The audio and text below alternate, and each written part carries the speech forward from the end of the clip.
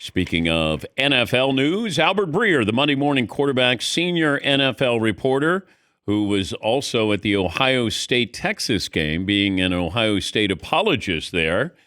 Okay, your takeaway from Arch Manning was what?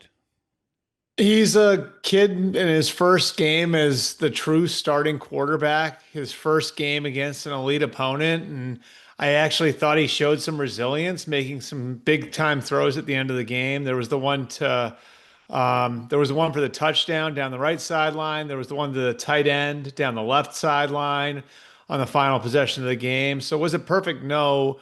I mean, Dan, I just look, and I've been saying this for 4 months. Like, I just think it's asinine that anybody's projecting him to be the number one pick in the draft. We don't know. He might become that, but I think there's so little that we've seen at this point, and scouts will tell you this is like there's so little you can take from two starts against a directional school and what was the worst team in the SEC last year.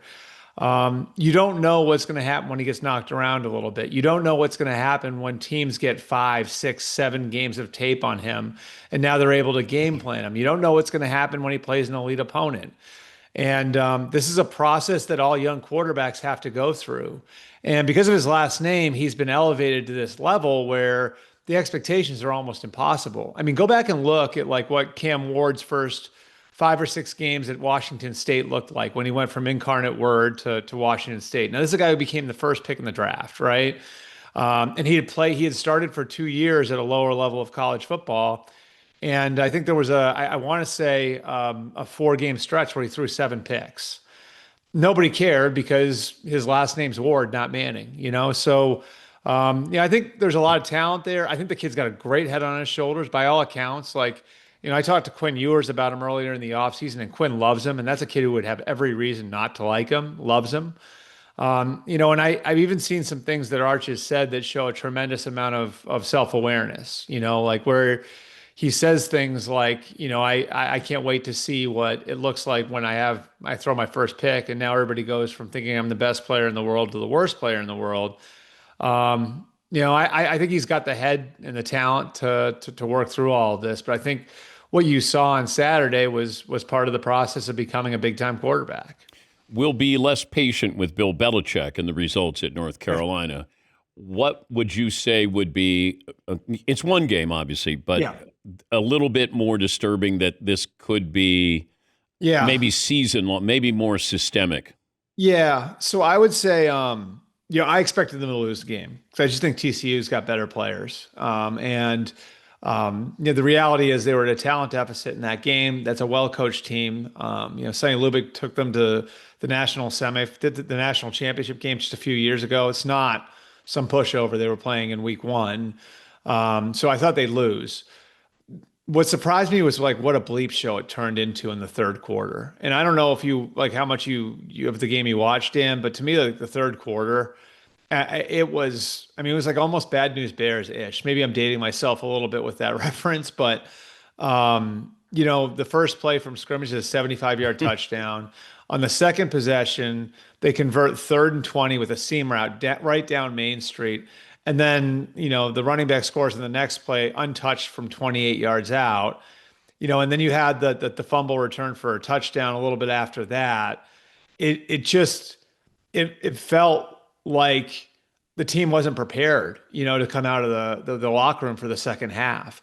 And that was what was alarming to me about it. It wasn't that they lose the game. I thought they'd lose the game.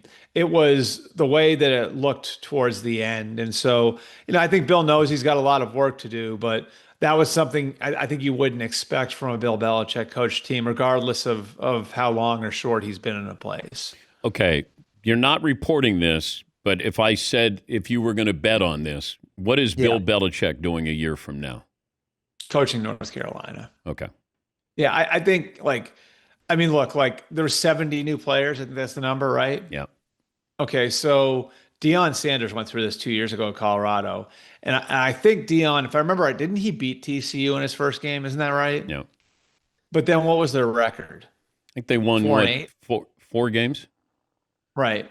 So Deion eventually got there, but I think some people looked at that and underestimated like what a Herculean task it is to turn over that much of the roster when you're dealing with like 19, 20, 21-year-old kids, and maybe Bill, like underestimated what the task there would be.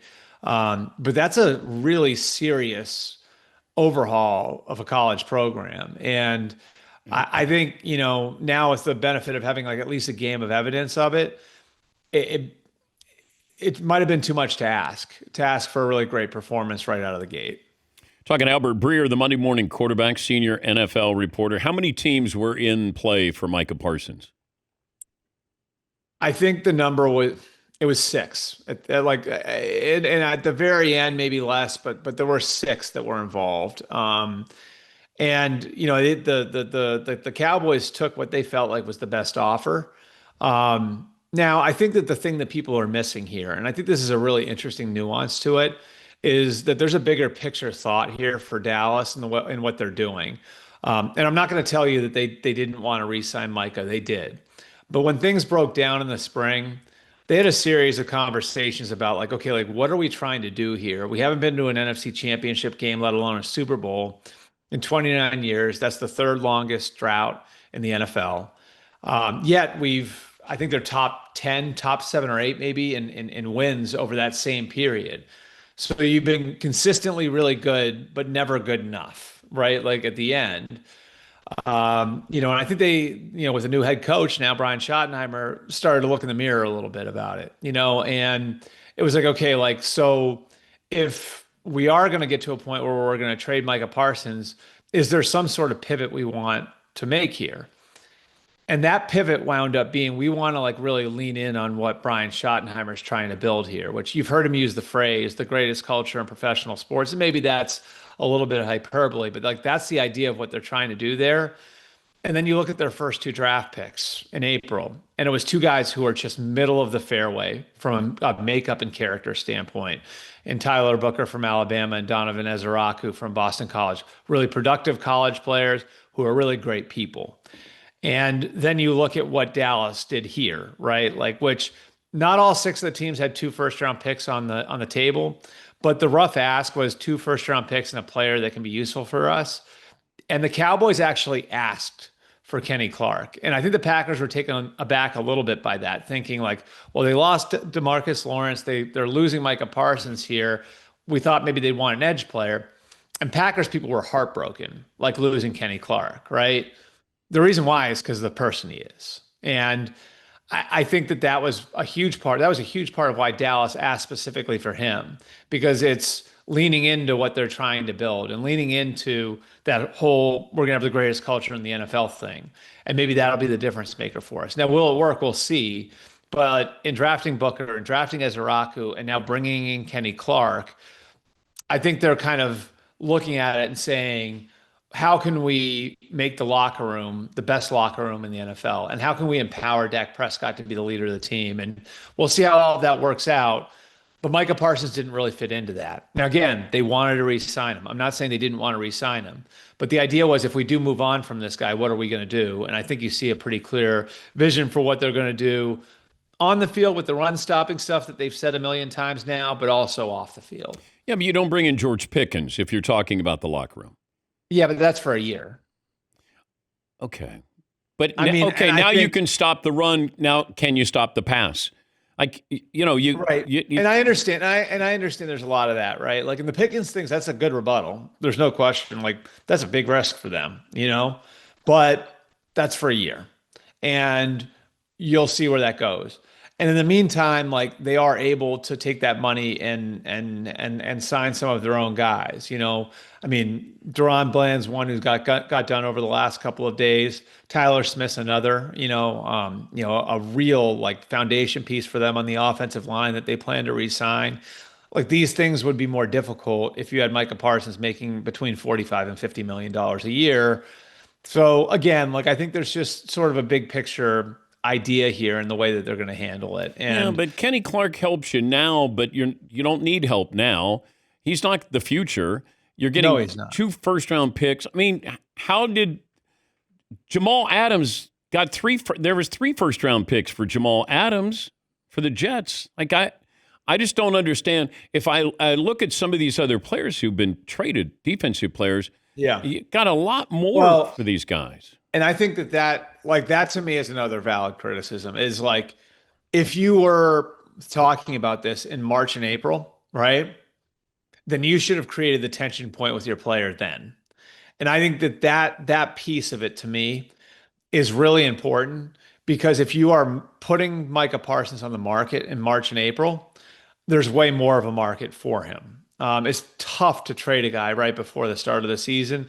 Teams' budgets are set, their caps are set, their rosters are set. Like when you're talking about bringing in a player of this magnitude, like that's a big thing. The capital that you got to fork over for him and the contract you got to fork over, like that's a lot. And if you're looking at the idea of this and you say put them on the market in March or April, well, then you're probably going to have more teams involved because more teams are going to, sort of have stayed loose at that point with an ability to pivot and make moves at certain positions that you wouldn't be able to make in the summer. And then, like you're also the other benefit of doing it then is that you're actually going to get one of those picks on your team this year. You know what I mean? Like, so Yeah. instead of having to wait until 26 and 27 to have those guys on your team, like whatever picks you get in 25, now those guys are going to help you right now. So I think that's a very valid criticism that they shouldn't have let this thing linger. They shouldn't have let it go through camp. 100% I'm with you on that. Like that's a fair criticism. And they should have reached this tension point with Micah Parsons and David Mulugheta and all the people in that camp way earlier than they did. You got your Super Bowl pick? I can't remember who I picked, and I don't want to go again. It was Buffalo and who did I pick? You can tell how much work I put into this, Dan, how much I picked Buffalo and the Rams, I think. Even That was with it. Stafford's back? I think the Rams are going to be really good. Like, and I think Devontae Adams Oh, I think they're has a going to be chance. good, but I'm only worried about Matthews. They go as Matthew Stafford goes. Yeah, they do, and I think Matthews back is going to be all right. Just the people that I've talked to there, and I'm not minimizing like what he's dealing with. He's definitely dealing with a serious injury, but they felt like they could have thrown him out there early in camp, and this was more about Matthews only got so many bullets left in the gun, and we don't need to be firing those bullets in the first week of August or the second week of August, especially when Jimmy Garoppolo is on the bench and he can come in and run our offense at a starting caliber level. So the other 10 guys in the huddle can get all the reps that they need running our offense to get ready for the season. So, that was sort of the approach that they took. Like until he's 100%, we're not going to put him out there. And they got very close to that, before putting him out there. And Matthew has managed these things too. Like he's had, I think from all the damage he took over the years in Detroit, like as extensional injuries for a quarterback, a wrist, an elbow. Back is definitely not good for an older guy, but he's managed this sort of thing in the past. And I personally think like they'll be able to manage him through the season, and they've got a damn good team around him. Like I think if you look at the young talent on that team and the job that they've done moving out of like the Aaron Donald, Jalen Ramsey, Cooper Kupp era, they've done a really, really nice job of reworking that roster. And I think they're going to be right in it till the end. Tampa Bay bandwagon starting to fill up in first class. I like the Bucks too. I mean, the amazing thing about the Bucks, if you look at the roster, the number of guys that are homegrown, and the depth they have there, and the way that they've been able to kind of go from the Brady era group, like same thing I was talking about with the Rams, and then draft and develop young guys and get a year ahead of things. Like Emeka Ibuka might not be a big might not fill a big need for them right now with Mike Evans and Chris Godwin coming back off the injury, but that's going to be a big need in a year or two, in all likelihood, right? So you get that taken care of now. They've done a really good job of restocking their roster, having Zion McCollum ready to go as Carlton Davis was walking out the door. Like they've just done a really good job of continuing to, I mean, churn that roster where when older players are on their way out, they have an answer. And I think Baker Mayfield is pretty underrated too. I think Baker's got a chance to have a dynamite year. Always great to talk to you. Thank you, Albert. All right. Thanks, Dan. And by the way, thanks for the fantasy draft. Your secret is safe with us. I will say that. We took every precaution necessary to make sure of it. Yes. Some of those team names, you wouldn't want me saying that around your wife, would you? But you can say mine, right? I could. They have all these descriptive names. Albert's Fantasy League. Albert's team is called Albert's Team. That's because when we changed platforms, I forgot to rename it. So mine wasn't very good before that either. Everybody has some wild, inappropriate name, and then his is Albert's Team. Yeah. I think that was Yahoo. I think that was the automatic Yahoo name that they slapped on it. But everybody appreciated it. It was really good. Albert Breer, the Monday Morning Quarterback senior NFL reporter. Take a break. Last call for phone calls. What we learn, what's in store tomorrow, this day in sports history, right after this.